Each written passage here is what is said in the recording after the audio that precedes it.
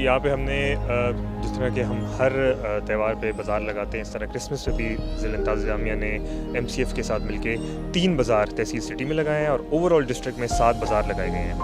The purpose है कि इसमें जो एसेंशियल कमोडिटीज़ हैं वो एट जो होती हैं आपकी नोटिफाइड रेट्स अवेलेबल हों, लेकिन हमने उनको एक स्टेप फर्दर जाके और भी सस्ता करके उन्हें एक डिस्काउंटेड रेट पे ऑफ़र कर रहे हैं। इसके अलावा हमने इस दफ़ा ये भी एफर्ट्स किए हैं कि हमने यहाँ पे प्राइवेट इंडिविजुअल्स, प्राइवेट एंटिटीज़ जिस तरह के मेट्रो है, उनके साथ कोलैबोरेशन करके एसेंशियल आइटम्स के अलावा ड्रिंक्स, बिस्किट्स, कन्फेक्शनरी आइटम्स भी अवेलेबल किए हैं एट अ फर्दर।